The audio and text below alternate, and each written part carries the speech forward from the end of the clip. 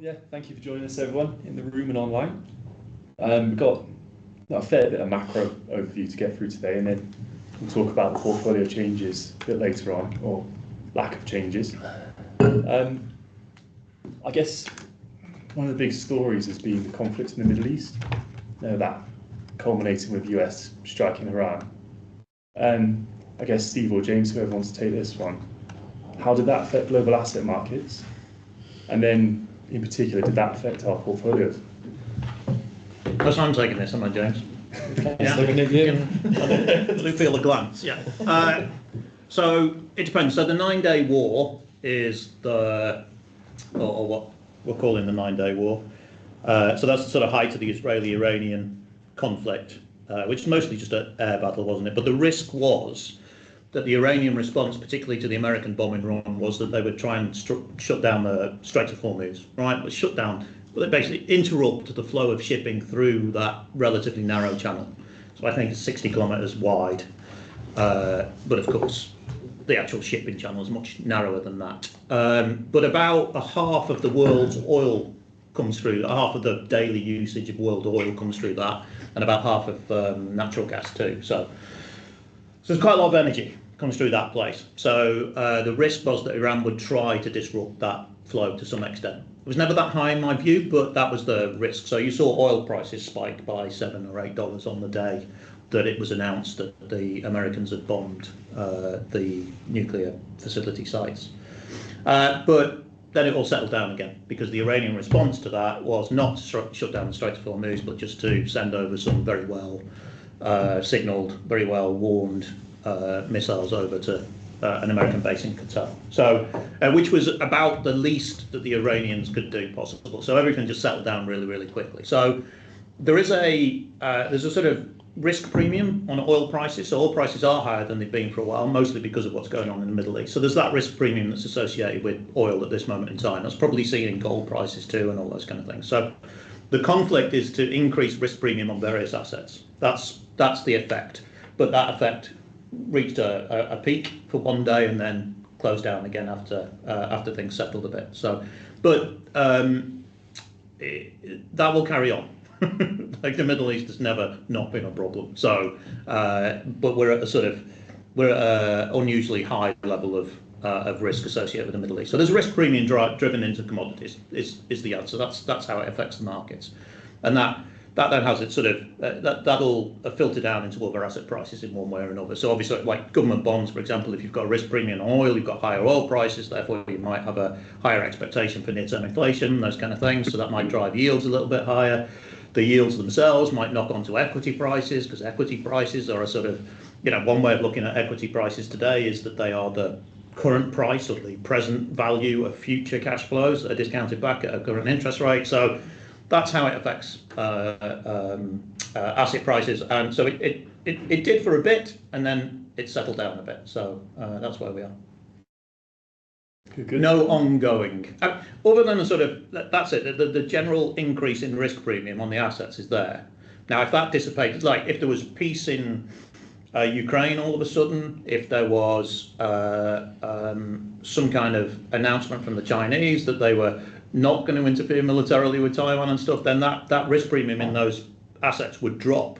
And that would see a big lifting of government bonds, it would see a big lifting of equity prices and things like that. So the effect is sort of an ongoing suppression of price rather than anything particular. That's an interesting thing that you say, because we're at a time when the FTSE's surpassed its all-time highest. 9,000. Yeah. And the US market's at its highest level. Yeah. So the fact that we've got all this risk out there and markets are managing to achieve their peak it is really interesting. Yeah. So if we did settle all these or some of them, we could be in for a good time. Yes, undoubtedly. Like one of the major risks that people are concerned about, or at least market participants are concerned about, is the risk of these ongoing deficits, which is a function of the high prices or the high yields in long-term government bonds. So if you did see a significant, say, reduction in the price of energy, then that would lead to a fall in those, and then even that worry would lift itself. So it's got a sort of exponential impact on So interest rates are higher than they were a few years ago, Yeah. but they're cheaper than they were a year or so ago. Yeah, depends where you're looking, right? Right. Because the 10-year yield on the US Treasury is higher now than it was before the Federal Reserve reduced interest rates. So do you remember the Fed reduced interest rates by 50 bits just before the election? Yeah. Which is one of the reasons the the Trump administration isn't particularly happy. Yeah. But the 10-year yield is now higher than it was before then. Right. So yeah, some Because policy Trump's rates are lower. buggering up things. It's more to do, well, the market wasn't convinced that 50 pipper was required, right? So that was reflected in the higher, if the Fed is going to reduce interest rates more than is currently justified, then that's going to take the rate higher. So they did that under the Biden administration, and now what Trump is trying to do is engineer lower interest rates through one. Through one means or another. And you can see that the market is just as concerned about that as it was under the Biden administration. So it's the same. It's the same issue. The market wants deficits under control to some extent, or at least the market wants the risk that deficits get out of hand even more than they already are. It wants that dealt with. Yeah. But it's a net interest issue, you see. So if you do get energy prices down, then that will bring down those long term. Because if you look at 10-year rates, 15-year rates, stuff like that, and the price of oil, they are the same thing a lot of the time. Right. Very good. What do you think of Trump's chances of engineering that lower interest rate through high? Replacing the Fed Reserve? Well, so it depends where you're looking on the yield curve, right? The chances that the chances that Donald Trump gets the 10-year rate down using his current mode is pretty low, right? But he might get shorter-term interest rates. So, for example, he can't affect the Fed funds rate right now because that's Jerome Powell's purview, right? And like the FOMC, the Federal Open Market Committee, is different to the Bank of England. The Bank of England has a 9-member panel, and they all get one vote and they vote, right? And it's the majority view that takes it. So it's a sort of, that is quite unusual in central banking world, right? So if you compare that to the ECB or to the FOMC, it's different.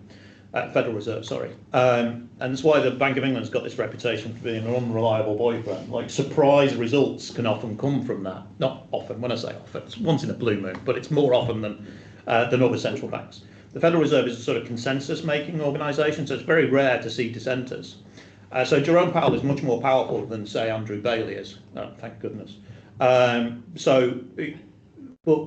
what Trump is trying to do, he'll nominate possibly earlier a new Fed chairman, because Jerome Powell's term ends in May next year. So if he nominates somebody who is much more dovish than Powell, what will happen is the market will start to price that in. So the Fed funds rate will stay where it is, but say the 2-year rate, the 1-year rate, which are priced more by the market, they'll start to come down on the basis that a new dove is going to be in May next year. Therefore, so he can get those market prices down in the short run. I suspect the impact on the long run is going to be negligible. It might even go up a wee bit if the market thinks that whoever's going to come in is going to be over dovish. Right. So that's how he'll do it. So the answer to the question, is yes, he probably can manage lower interest rate expectations at the short end, but whether that'll have the desired effect on the long end is a different matter. But it gets a bit more complicated because he might be satisfied with that. Because what they'll do is roll over a lot more debt in the shorter tenors. So they'll roll it over in bills instead of notes, those kind of things. So they might, all the debt that's coming to be replenished might get replenished at, say, a 12-month rate or a 2-year rate or even a 30-day rate or a 60-day rate. So those short-term rates that they're trying to impact, you could probably bring them down and lower the cost of renewing that debt, if you see what I mean. That's probably what he'll be satisfied with. That means, actually, here's the irony, right? This is why it gets complicated. So you're trying to work out, so what then is going to happen to longer-term interest rates? If the market judges that he's been too dovish in the short term, you would expect, therefore, longer-term interest rates to rise. But if all the debt is getting renewed in the short run, again, you would expect that to be a slight problem. But the supply of long-term debt is going to be lower, because if the debt that would have been supplied at the 10-year rate is now supplied at the 5-year rate, that means there's less debt available on the 10-year rate, but still demand for the 10-year rate. So maybe the 10-year rate stays where it is, more or less, because you've got those two forces acting on it, right? You've got markets sceptical that rates should be as low as they are, but also a lower supply of bonds. I mean, how long can interest rates, because what you're saying is, they reduce interest rates because Trump wants them reduced. Yeah. But actually the economy can't really bear such lower interest rates because you're going to get more inflation. So is it not just a temporary adjustment in interest rates? It could well be, yeah. And that's it's those. Now, if you look at US inflation right now, it's still high, right? Because like US inflation is about 3% relative to 2% where the Fed wants it, right? But part of the reason it's up at that 3% is because of the hangover from the pandemic and the rise in sort of rental costs, housing costs, things like that, which go up slowly but then take ages to come down. So to what extent the 3% really reflects the level of inflation that's in the market today is a moot point. And this is what the Federal Reserve, this is why the Fed aren't moving. They're saying, look, the target is 2%, inflation is 3%. We don't know what impulse is going to be from, what's the inflation impulse going to be from tariffs? We don't know yet, right? We're going to wait and see what the data brings with it. And the market is reasonably happy with that approach right now because the 10-year rate is drifting up, isn't it? It hits 5%, then it comes back down. No, 30-year rates hits 5% and stuff like that. 4.5% is where the 10-year rate has been. It's been volatile, but it's in a range. So the market's kind of okay with that. But if you force through a cut in the short term, we'll see what happens. Yeah. Which is why you just don't know. Because, I mean,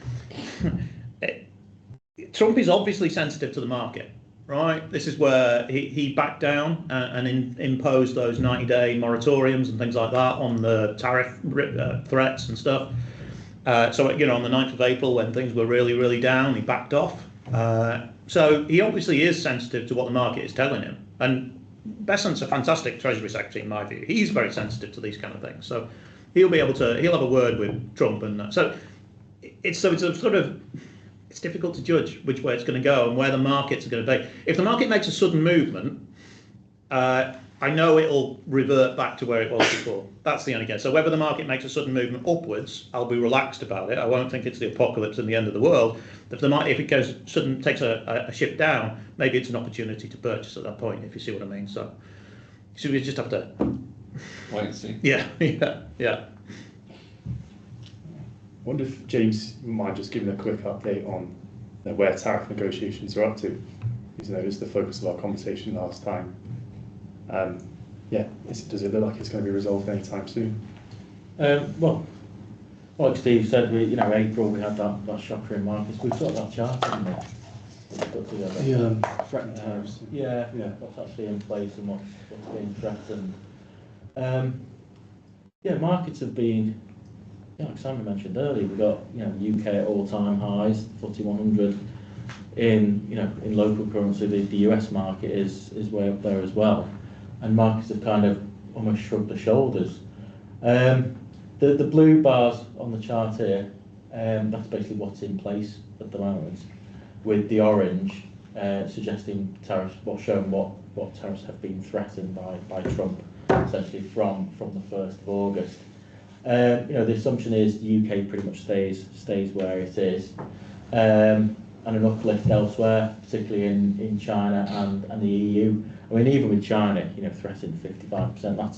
That's a far cry from the, what was it, 300%. Something bonkers, yeah. I mean, tariffs at that level just become, you can throw whatever figures you want out there. You're essentially going to stop trade. And I think we did see a very brief time where trade, shipping from China to the States effectively, temporarily stopped. I think, in terms of how markets are behaving, markets are in the assumption that the tariffs are going to, settle roughly where they are now. Markets have been surprisingly calm about this. Like Steve mentioned, you can get these, upside downside shocks, and the downside shock for markets would be, these threatened tariffs coming to fruition. But I think it's more to do with the what happens with the supply and demand side of things, and then ultimately what kind of inflationary pressures that could cause further down the line.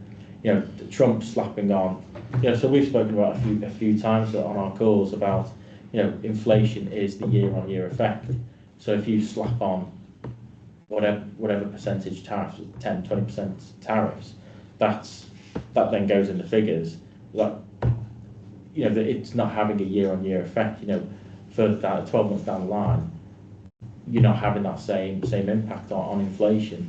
But I think, you know, with these threats of tariffs, could you see a bit more volatility in inflation? You could, again, driven by the supply and demand side of things. But you know, we don't see inflation going to the levels that we saw in 2022. You know, the 11% in the UK, the 9% in the States. So markets are being pretty calm about things. You know, it comes down to the earnings really of the businesses. You know, are they going to be able to, because that's essentially what's driving their share prices. Are they going to be able to consistently deliver earnings growth? In the States, there is evidence that there is somewhat of a slowing in earnings, but the expectation is that, you know, certainly for the rest of this year, that the US businesses are able to grow their earnings, albeit at a slower rate. I think that's been a driver of markets really. You know, for years and years we've seen the US lead markets. You know, UK, Europe, emerging markets have still made decent-ish returns, but it's been the US, particularly the tech sector, which has shot the lights out. And we start to see, well, we have seen that broadening of market leadership, more of a rotation as well. Yeah, we've got actually, oh yeah, this one. So we've got, you know, the two top lines there are the FTSE in blue and Europe in orange. You know, they've been pretty stellar performers, certainly over this time period. So yeah, it's not just at the regional level, it's at the sector level as well. We're seeing that rotation in leadership, and you know, that goes a long way to what we're doing or have been doing within the portfolios, balancing out the risks really. You know, we're leaning quite heavily on diversification. You know, we didn't make any trades at the July rebalance. We're pretty comfortable with the positioning, but prior to this July rebalance, you know, we've introduced the equal weighting in the States. That certainly helps get the valuation risk down. You know, we're not shying away from the States in terms of an overall exposure to portfolios. Long term, we're still very positive. So what's the exposure? I think I looked at GMP 11, which is sort of a pretty growth orientated one. I think it was 30% in the US. Yeah, pretty much. And I did ask Ollie this. 1 minute, we're having a drink. And I said, where could you see the? And he was saying it's 30% because of underlying risks, and you're being defensive. Where could you see the US allocation going to if valuations were either more attractive, we solved the world's problems, interest rates started coming down? Could you see it going from 30 to 50? There's no reason why not. Yeah. So we have that flexibility within. You know, you're not stuck at 30% or you know 35%. The positioning of the portfolios now is just based on current thoughts. Yeah. So we don't have a asset allocation. So within the equity stuff, so the basic mix between equities and bonds and cash is a function of trying to get a volatility target. Yeah. Right? Yeah. There or thereabouts. Yeah. Right? That's the major constraint. Yeah. But within equities, whether you're in European equities or US equities, doesn't actually contribute that much more to your volatility. So we can be really quite flexible inside the equity exposure. Right. Yeah. So, you know, why not? I guess we could have 100% US equities if we wanted to. Yeah. Don't think we would. I mean, like, you know, would we be so keen on one particular place? Would there be a dearth of opportunities in that? But yeah, we can definitely get it up if we wanted to. Yeah. And one of the reasons we've got the technology fund in there as well is to beef up sort of, it's like a sort of fake US exposure, if you see what I mean. So you can have 30% in, say, the S&P 500, with another 5% in that LNG tech fund, which has got 50% in a couple of stocks. And what it does is gives you the impression of 40% in US equities, but gives you, but that 5% that you've spared, you can place in different places. So that's kind of, you can see that's kind of a function. That's why that tech fund is in there. It's not necessarily that it's not just a recognition that tech stocks and growth thereof is quite high. It's also an attempt to try and get some extra diversity in there if we can. Sort of a leverage kind of thing. Good to know. What sort of drawdown would we be looking for in the US before we were countenance, going to 50% or higher? It's dependent on other parts of the portfolio. It depends the reason for the drawdown and what's going on in that drawdown too. So if that drawdown was consistent with ultimately a lower P, because what happens in drawdowns is the PE ratio goes higher. So like if you'll notice that some of the highest PE ratios in history were the points when the equity market's taken a sudden dive, right? And that's because the PE is a sort of a lagging, even the forward-looking one is a sort of lagging indication of what analysts' expectations are for growth, right? And they lag the actual real situation. So it depends on our assessment of what the value would be when the dust settled, if you see what I mean. Like, because if you take the 20% downdraft in April, that was interesting, right? It was nearly interesting. But the thing is, it didn't quite reach 20. It didn't reach 20 for long enough for us to act. But that 20% decline, I have no expectation whatsoever would actually alter the basic valuation metrics of the US market.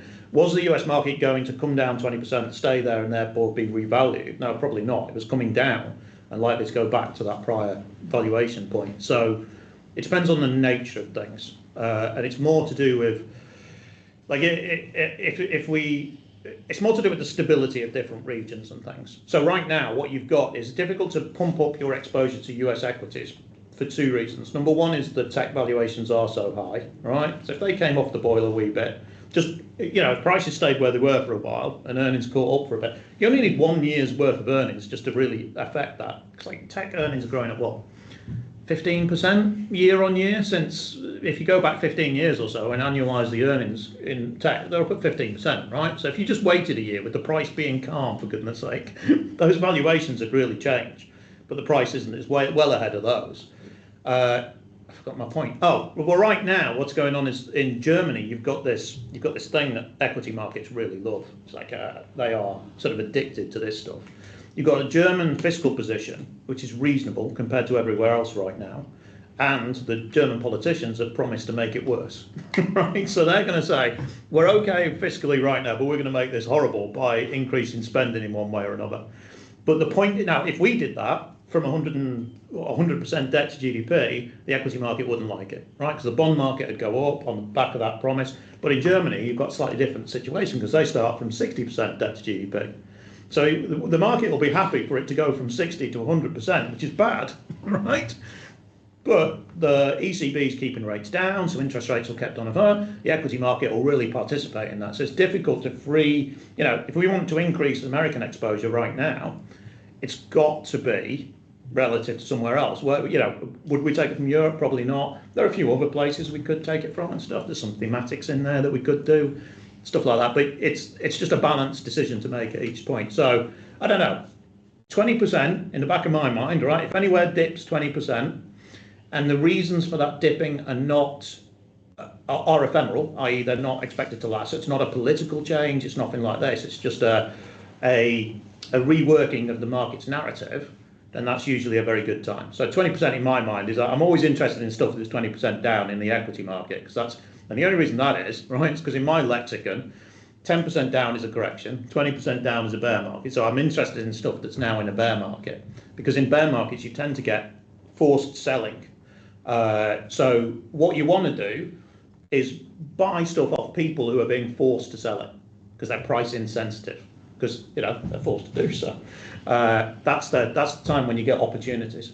Sometimes, if the market's just adjusting and stuff like that, if the market was overvalued and it's adjusting to some more realistic value, then it's not necessarily an opportunity. But if you've got forced sellers, and you don't know, you can't ask anybody if they're a forced seller, you have to imply it from what's going on in the market.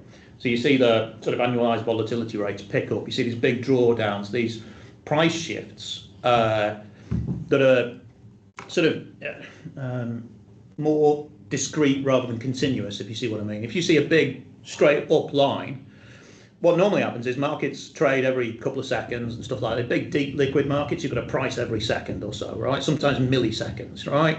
But in some circumstances, what happens is you have no price for a little bit, and you begin to see it on some charts, and it's like it's that straight up line. That's a good indication that the prices are now moving in discrete fashion rather than continuous fashion. That's usually because there's forced sellers. So, well, that's my speculation, right? I can't prove it, but it's really interesting when there's forced sellers because you can pick up bargains then. Sorry. Thanks for that. James, could you give us a bit of a UK update? We had inflation figures out yesterday. Do they imply any change in expected rate cuts for this year? Yeah, well, what was it? It was 3.6 versus consensus forecast of 3.4, and it was 3.4 last time. I think is the Bank of England going to reassess their view on rate cuts this year? I think the expectation is that you should still get 2 rate cuts this year. So that's on the basis of 2 25 basis point cuts. So you got 0.5% lower in the UK. There is a little bit of evidence that markets are looking at reassessing expectations on rate cuts. So that's just the futures market in terms of where they think. They change all the time. They can be quite volatile. Where they think interest rates may settle over the long term. I mean, long term forecast it's over the next 10 years. We don't want to read too much into that, but over the near term, I think expecting 2 further rate cuts from the Bank of England is pretty reasonable. We've seen from the MPC of the 9 committee members, we have seen more in favour of rate cuts at previous MPC meetings. I think the last one was 7-2 in favour of rate cuts. But no significant shifts really. Like Steve was mentioning earlier about the US bond markets, in terms of where the US 10-year Treasury yields are now. You see similar moves here in the UK. You're seeing a bit more of a normalisation of the yield curves as well. So you're getting that term premium that we hadn't had for some time. Basically, the term premium locking your money up for longer by loaning to the government. That's coming back. Yes, exactly. So on the right hand side there, you're getting that term premium. So the chart on there, on the right hand side, the blue line, is what the UK yield curve looked like at the start of the year. Orange is April and July, latest data. So you've seen that move lower at the short end, the expectation of rate cuts, but you've actually seen a bit of an uplift at the longer end, and it's similar in terms of the fiscal position of the UK essentially in terms of future government spending. So I think we'll have to wait and see what happens in the autumn budget for a bit of an indication of about what Rachel Reeves' plans are. But in terms of rate cuts, the Bank of England pretty takes quite a long-term view, and even though we have seen that small uptick in inflation, again, there's not the expectation that it's going to get out of control, and the view is heading into next year we should start to trend back towards target. Are you expecting any tax rises in that autumn budget? Personally, hope not. I don't know on that really. You don't know. You don't know, Steve. What do you think? I've got a fair idea. Yeah, I think there might be some. Well, in terms of where the tax is going to be, is it going to be on the corporate side or what have you? But I know how problematic is it to raise taxes? Hugely. Because she did what was relatively clever and simple to increase national insurance, because then everyone's paying it and you get a load of money very quickly. Yeah. You can't avoid it. Bang. Yeah. Hugely unpopular. try to reduce spending, disability cuts, blah, blah, blah. Really unpopular. Give in. So now there's not many places for her to go to. Yeah. And, you know, the rich are already fucking off because of the change in non-domicility. Yep. So they start changing what the rich pay, and more of them fuck off. Technical language. So tell me how she's going to do it. I don't know. This is the problem. I tell you what though, the thing that majorly determines your tax take is the rate at which the economy is growing, right? Because you can increase the taxes all you like, but it's going to have the reverse impact on growth, right? The higher people like me think that if you're in a very high tax regime, that suppresses all kinds of things that create growth, right? So socialists disagree with me on this, right? So there are other political bents available, but I think that there's a natural rate at which you can increase tax, and thereafter your tax take isn't going to increase too much because your growth rates are going to go down. And if you look at, there's only really data in the US that's about, and data in the US is quite remarkable. The tax rate varies. It doesn't vary as much as it does here. But if you look at the federal rate varies. Obviously the state rates will vary. The federal rate varies a bit. The tax take does not. Right? Tax take is fairly stable at a rate, because there's a natural rate at which people are happy to pay taxes to the extent that they're reasonable and they're doing a good thing with the taxes, so that's fine. But there is a point where you get over it, and then what you're gonna do is harm growth, and you're going to harm employment as well, because income tax is a big part of that. Fewer people employed.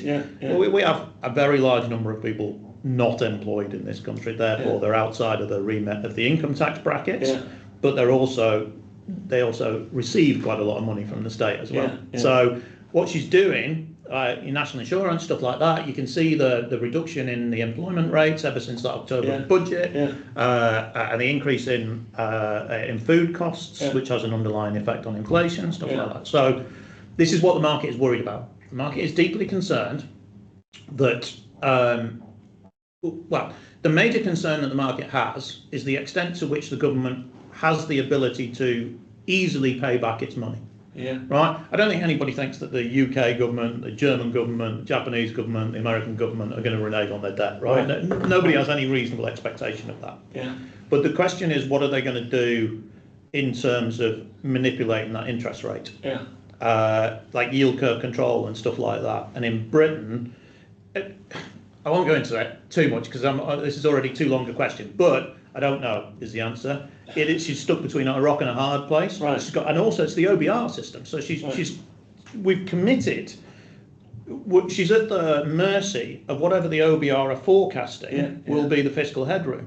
So she has to fall within that too. Now, if she says, sorry, OBR, we're going to have to do things a bit differently, and we're going to have to stimulate growth to some way, we're going to have to run with a higher budget deficit for a while, or things like that. The market's going to say, no, you said you were going to commit yourself to this set of forecasts. We lent you money on that basis, so that's going to stimulate higher prices. It's a higher yields. But then, if that gets to the point where the market becomes dysfunctional, i.e., let's say you get a sudden increase in yields, like during the pensions crisis in the wake of the Quasi-Kwarteng budget, then the central bank's going to step in. And it's going to manipulate those interest rates. It's going to hold interest rates down on the basis that it's dysfunctional for the market. So there's only the market.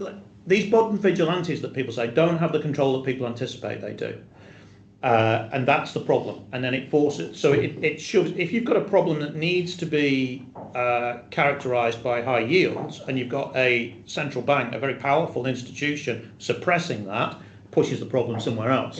And where does that problem go? Is where does it show up? In currencies is where it shows up. It most likely. So so I don't know. She's got problems. She's got problems. And it may be that these problems are the kind of problems that mean that this government doesn't last 5 years, or the full term anyway, the next 4 years. So I don't know. There's some deep thinking I'm trying to do on all of this. The state, the outlook for the UK, and we've got long dated gilts in the portfolio. I'm comfortable with it, but the problem, so you can make a forecast, right? So I think the way this is going to manifest itself is the pound goes down, but interest rates are controlled by the bank, right? So I don't think if we hold on to that long dated gilt fund, the problem with long dated gilts is they're very sensitive, right? They go up quite a lot in terms of price. The yield shifts a little bit, but the price can move a lot. I'm comfortable, right? Because I think ultimately the central bank is going to step in and manipulate those interest rates. So if there is a problem in which you would lose a lot of money in a fund like that, the central bank is going to step in and stop it, right? So ultimately, the problem is the central bank will step in after a problem, not before the problem. So it has to wait for a problem before it can solve it with these quite unusual actions. So I'm comfortable with it, but the problem is managing people's expectations and people's association of risk along the way.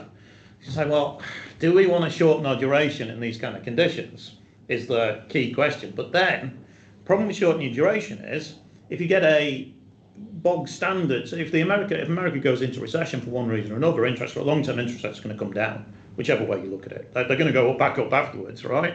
They may end up higher than that, but it's that going down a bit. So you are, by shortening duration, you are reducing the amount of diversification you've got in the portfolio, or the amount of opportunity you've got for change. It's a really difficult one, but we'll talk about this over the next few months and stuff. There's no shift in my mind required right now, but at some stage in the next 4 years, it's difficult to think that this is going to get better. That's the thing in the back of my mind. There are real risks. So looking at our portfolios in particular, James has already touched on the fact we're making no changes. You just justify that a little bit more. On the basis of that risk? Well, why, with all that's going on in the world, on the equity side as well, we don't feel the need to change anything? Because nothing ever happens, right? Is a basic theory, right? There's lots going on, but nothing has fundamentally shifted. If you look at what we expected at the start of the year, lots of things have happened, but we haven't got there yet. The Bank of England's on course for 1 cut per quarter. It's going to cut in August, like you suggested. It's going to cut again in November. That's the 4 cuts that we expected this year. Interest rates haven't moved very much at the long end. They've come down at the short end, which is pretty much what we expected. High yield bond yields are just as unattractive as they were at the start of the year. Now, that's not a bad thing, because if you already own high yield bonds and they go into unattractive territory, it's because the price has gone up, right? So it's not a problem necessarily, but what that means is you don't want to buy any more of them. So you're happy with what you've got. Government bond yields, they haven't shifted particularly. We nearly started to make some moves when things were really shifted in April, but things just didn't get quite as tasty as we wanted them to be before we were going to move into them. So and we've got a really nicely diversified position at this. I hate diversification most of the time, right? If you're really diversified, all you've done is just got rid of any real source of return, or you've muted it to some extent. We are sufficiently exposed to the equity market to participate in equity market returns, right? We are sufficiently exposed to the government bond market to benefit from the relatively high coupon rates, right? We've got money market stuff, not because we're scared, but because the yields are really attractive in money markets. So that's where we are right now. If the yields come down on the money market side, we'll shift some of that out, right? But we're content at this moment in time. Because, if your expected return from equity markets is, say, 7% or whatever, or 8%, right? But you can get 5% for no risk at all. To what extent is that 2 or 3% extra that you can get attractive? It's not that attractive. But if either the promised return from equities or the current return from cash goes down, it becomes a different story. So we're not shifting around very much, A, because we don't need to. We're in a nicely diversified position. We've got exposure. It's fine. We'll participate in gains. And B, the opportunities they're just not there right now. There's nothing, we've got utilities in there. We've got the infrastructure fund, right? Infrastructure fund's done okay, it's fine. The healthcare even worse, right? That's one thing we probably will shift. But see, we've got these elements in the portfolio that are there for when an opportunity presents itself. So to what extent do we want to move them when in the absence of an opportunity? Not really. So it's not us, it's the market. The market just doesn't justify any great shift at this moment in time, if you ask me. Were there any changes you did debate making? There are changes. So the changes that we are very likely to make at the next rebalance. When's your next rebalance? September. October. Right, September is when I think I would like the shifts to be made, if you see what I mean, or at least incorporated into the October thinking and things, right? So we're not far off now. So we'll introduce, what we're going to do is pare back our healthcare exposure a tiny bit. Not very much, we're just going to equalise it. So if you look at our infrastructure fund, really, it's not infrastructure we're interested in, it's the utilities element that's in there.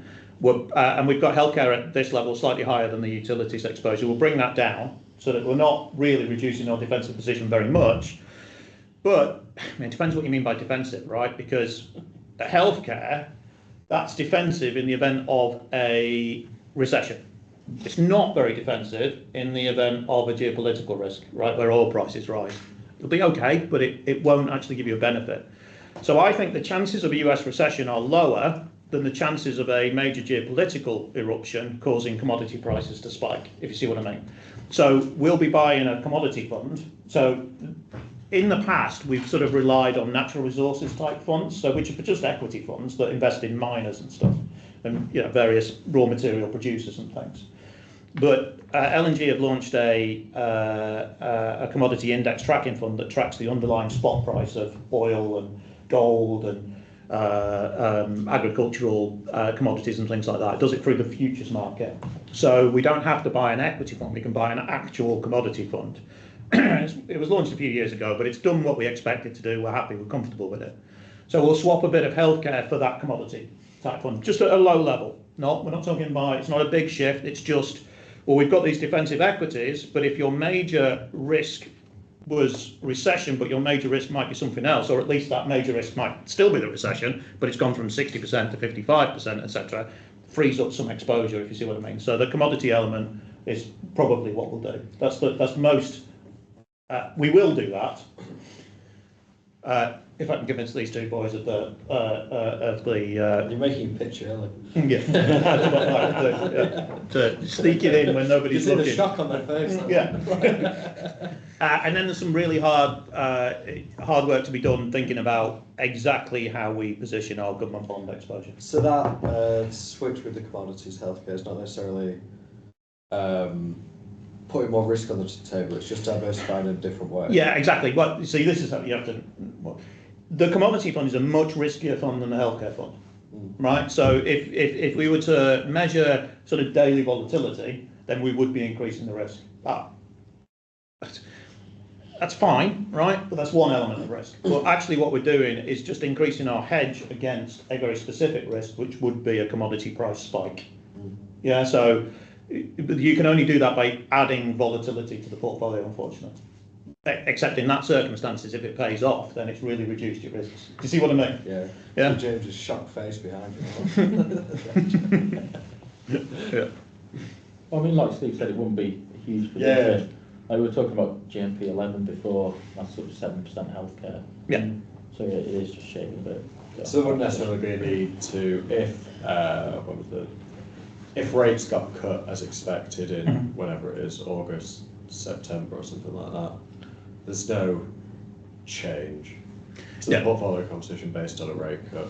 No, especially not one that we expect. Right. So here's the thing: if the market is already priced in an interest rate cut, right, nothing can be priced in 100%, right? But let's say it's priced in 90%. So then you get the rate cut and markets move a little bit, but that's just the adjustment of that final 10%, right?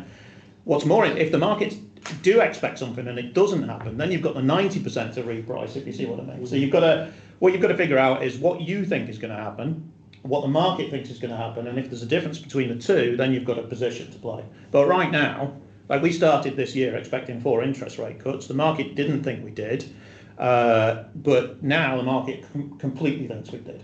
So we didn't want to over-egg our duration on that.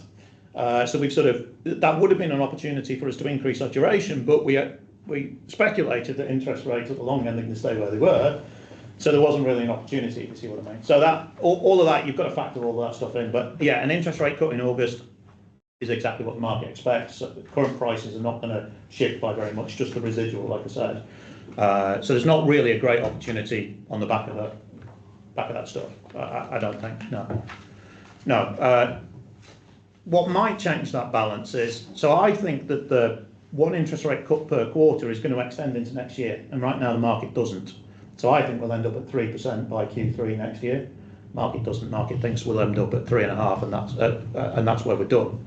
There's another 50 basis points, which is why the thinking about where we should have our duration, to what extent we want exposure to British government bonds, because there's an opportunity in the market there. If somehow Rachel Reeves pulls a rabbit out of the hat, or we get some unexpected spurt of growth that gives us some lee room, then I think those long-term rates come down. And there's a nice opportunity to be made in long-term gilts. You might make 5, 6, 7, 8% in a gilt fund on that. But so it's really tricky. So that's I'll let you know. You're a betting man, though. You wouldn't. I am a betting man. All right. Just not with other people's money. I think that's the key. Yeah. Yeah, it's difficult. I think the market's getting its knickers in a twist about the inflation impulse from tariffs right now. But I don't know for sure. So I think expectations for future inflation are going to come down. But I don't think that's going to be fully reflected in lower long-term. Right, as much as I think long-term interest rates are coming down, but I don't think they're coming down as much as they would do ordinarily on the back of that inflation readjustment. Because I think people who participate in the bond market, they want a higher yield than they would ordinarily want in these circumstances to compensate us for the high levels of government debt. There isn't a government anywhere that is willing to deal with what are pretty obvious problems. It's just not going to be. So, but there are other mechanisms to stop it becoming a real problem. That's what central banks can deal with stuff. You get these ideas of financial repression, or a better way of putting it, fiscal dominance, all these kind of ideas that are beginning to swirl. So yeah, we'll change the government bonds to some extent, but one thing I know I'll be pushing for sure is just a swap. But to be honest, it's not a fundamental change in our outlook necessarily. It's just acknowledging that the chances of a US recession. Now, the reason I'm focusing on the US, if the UK goes into recession, global equity markets are not going to bat an eyelid, right? It doesn't really matter. It's if the US goes into recession that's going to be the problem. And in those circumstances, it's fairly predictable what's going to happen. Equity markets take a dive, interest rates take a dive too, so government bonds go up and equity markets, so you get these false sellers. It's all lovely for people. It's not good for people with, you have to explain to investors why markets are going down, but it's a lovely opportunity to sort of really add to, buy up assets that really increase your long-term returns. So that's fine. But what would, and you would have heard me talking about the prospect of a US recession that never came. And the reason it didn't come was because of the quite astounding and sustained level of deficit spending, which isn't changing.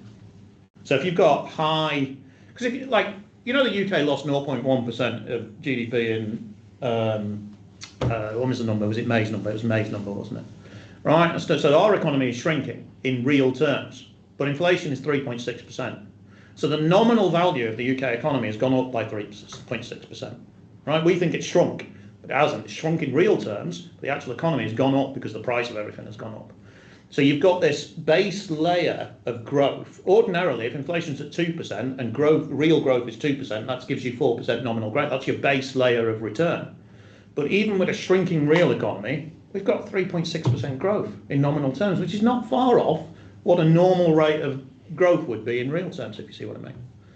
So there is economic activity that's taking place. It's bad economic activity, but it's taking place.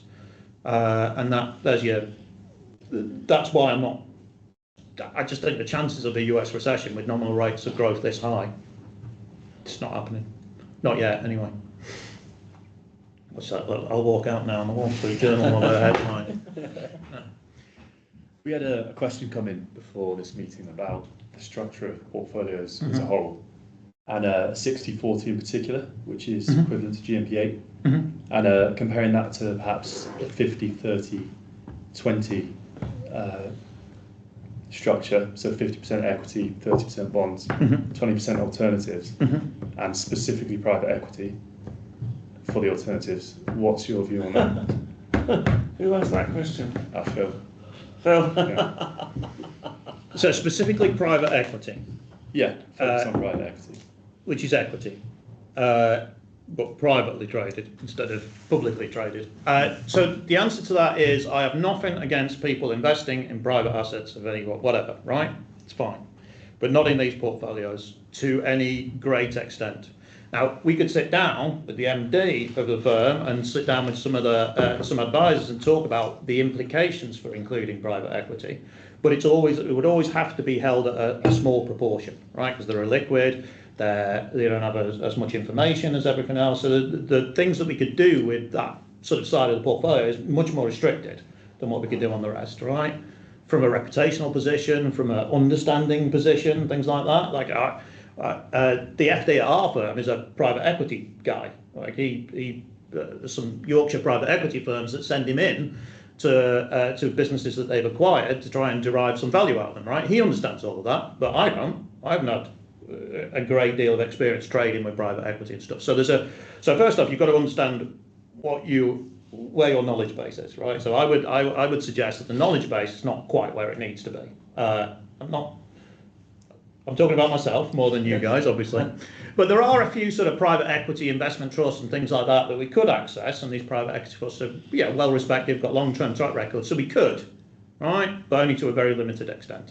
So the answer, could we get to 20% private equity? Absolutely no way. There's no way I'm standing up in a court of law and explaining how we got there in the event of something going wrong. Could we include 5% in our big equity, the riskiest portfolio? Of course we could, but that's all we're talking about here, and it would have to be understood and properly communicated to investors that's what we've got in there. Because the only way that we'd be able to access private equity, you either go directly to these issues and things like that, in which case we definitely don't have the skill set to do or the facilities to be able to do that. So then you have to use a private equity investment trust, I would have thought, is the most logical explanation there. But then not only have you got the private assets, you've also got the geared nature of the investment trust, plus the difference between the net asset value and the publicly traded value. So you've got a whole load of risks that are associated with that, some of which overcome the actual benefits of having the private equity in the first instance. So I'm not saying no, and it's not that I don't think they're valid and useful investments for people to make, but given what we're trying to achieve with the portfolio, it's just there's a lot of friction, I would say, between, we could go from 30% US equities to 70%, easy peasy. Can we go from 0 private equity to 10% private equity? Oh, there's a lot of friction there. Not necessarily because you don't want to, it's just because you've got to fully appreciate the risks involved. So, good answer. So no, not for the time being. Although someone who did have the expertise, you've got nothing wrong. No issue with it. Yeah, at all. I think it's a crowded market. I think you're paying a lot of money for what you're getting in these, and I think there's a lot of private equity people that would dearly love to see you enter the market so they can get rid of the stuff they've paid a fortune for, right? I think that's what's going on. But So cautiously, I've got no problem. Same with Bitcoin. People want to buy Bitcoin, stuff like that. But these portfolios are not that. And here's the thing with the attacks on the 60-40 portfolios. Right, the 60-40, basically people are just saying, right, you can have a mix of equities and a mix of bonds, right? And that's what people say, the 60. They just use 60-40 as a shorthand because it's quite a popular sort of risk profile. The thing about the attacks on the 60-40 is the thing that they're comparing it to is some sort of nebulous basket of alternatives, right? Sometimes commodities do well, sometimes private equity, real estate, sometimes there's always something else that's going to be doing well. That's not the trick. The trick is to get it in the portfolio before it does well and stuff, right? So, and that's where all these risks in terms of skill sets and infrastructure to be able to achieve that and stuff like that, that's where it becomes more difficult. So your expected return from alternatives is just not as high as your expected return from equities, if you ask me. That's the key reason why I think 60-40 is fine. Thank you very much. And we manage them very actively. These are not passively managed funds. Passive funds in them, portfolios. They've got passive funds in the portfolios, but they're not. These are not passively managed portfolios at all. Okay. Do you want to just touch quickly on Bitcoin? I know we've spoken about it a few times, but I've had a few queries. Is it ever going to be in portfolios? Yeah, Well, yeah, we spoke about it a couple of times. I mean, again, there's no issue with an investor or client holding Bitcoin, but I think it's understanding yes about the risks involved in buying it in terms of how volatile the price can be, but also in terms of profiling that client. Because we've spoken a few times in terms of investors in our portfolios. How would you classify them in terms of risk? And it's the majority would be risk neutral. Right. Lower risk would be risk averse. Yeah. But then there is that basket, that small basket of clients who would be the risk takers essentially, who are looking to, and in terms of that definition, it would be they're happy to take on quite a significant amount more of risk for that potential, for that small possibility. How many people of do we much have in higher. GMP 14? I mean, that's the highest risk one. I mean, I think very few. I think it's 2 or 3 clients. There you go. It's pretty low. So I think by the fact that we do these risk assessment questionnaires, and most people are in whatever it is, 8, 9, there's a lot less people in 11 than there are in 9. It's telling you where our clients wish to invest. Yeah, I think investors can hold things like crypto. Yeah. But again, we've said a few times that it doesn't really have a place within these portfolios, right, because of how we think about clients on the whole who are investing in them. They're right, risk neutral, and the risk they're attached to that. It's not just that as well, because I always I don't mean to be overly miserable and pessimistic, but in the back of my mind I always have this scenario where I'm in front of a court of law explaining why billions of pounds is invested the way it was, right? And they say, "Oh, could you bring up your Bitcoin expert to tell us about what?" I was like, "Oh, it's not. We haven't got one." It's like, "Well, why are you?" Yeah. It's 24/7 trade. Yeah, it's all over it. But you see, there is just you have to stay humble to some extent. The markets can really kick your legs out from under you. You should only really be investing in terms of what these portfolios are trying to achieve in stuff that you understand. Now, if there's somebody out there that does understand this stuff and does require the risk, I fully understand why they would want some. Well, you mentioned previously about with equities and bonds, you can attach some form of valuation to them, and then your expectations over the next 10 years in terms of your capital market assumptions. With crypto, it's pegged to dollar, and it's pretty difficult in the first place to have a view on dollar. So how do you form a view on where crypto's headed, and something that you can't actually put a valuation? But here's the thing as well, and this is where it gets slightly nerdy, right? But so the people for whom it's useful for are who I would call risk seekers, right? So imagine if I said, right, you roll the dice, what's your expected return, right? It's 3.5, isn't it? That's a weird thing. You haven't got a 3.5 number on there. But if I said to you, okay, here's a dice, I'll give you 3.5 moves each time you roll it, or you can roll it if you like. Like the rational person would take the 3.5, right? Because you can take the 3.5, which is your expected return, without any risks of deviating from it, right? So you're going to incrementally move, it's steady, that's it, it's fine. But some of us will be like, no, I want to roll the dice. I want the chance of getting a 6 every now and again, or I'm not average, I can roll 4s in a row and all those kind of things. Those are risk seekers. Like in the way that you as financial planners deal with people, you have to assume, and the regulator will assume as well, that the investor is the kind of person who would take the 3.5 from the roll of the dice. But there are people, we know that there are people. Now you might say, well, hold on, there is a 3.5 on offer here, so do that for the majority of what you want, and then maybe for a couple of rolls you can try and roll the 6 and stuff like that. Do you see what I mean? You're trying to deal in that sense as a financial planner. You can make sure somebody gets the number of squares or whatever this game is we're playing. You can make sure they achieve what they need to get the lifestyle that they require, and then maybe if they're exceeding it, they can try and roll the 6 now and again. But that's the role you've got. But for us to then say, well, your major strategy has got to be roll every time because you might hit a 6. I think that's a very different kettle of fish, if you see what I mean. So these portfolios are the main strategy. We're trying to get the 3.5 each time. Thank you very much for clients. Okay. If somebody else wants to roll the 6 occasionally, fine, do it. But it's not the main strategy. It's a sort of satellite strategy, if you see what I mean. Sorry if that analogy got lost. That's the first time I thought That's of good. it. That's the hour. So if we have any questions in the room, anything we haven't covered. Are the Trump tariffs going into force on the 1st of June, did you say?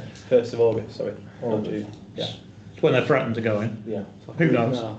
Yeah, don't know. The ones that are missing from the list are the European Union and Japan. Those are the two most important ones. Jesus. So, what's happened? Has the US just gone into recession? No. 16 to 17-year-olds are now going to be allowed to vote at the next general election. Oh, for definite. Oh, please no. That's what I just said. Jesus Christ. Apologies to the younger people in the room, but I would raise it to 45. I'd ban voting. Got very different attitudes towards political governance, yeah. Crying. Very good. All right. Well, we'll send a link to this recording on everyone. We'll send you the presentation. You'll get your rebalance summary pack. So that'll be all complied and you can use in front of clients. And we've got the performance pack as well, an updated version of that. So we'll send a lot around as soon as possible. Great. Thank you. Brilliant. Thank you very much. All right, thanks for everyone on the call. Thanks everyone. Cheerio.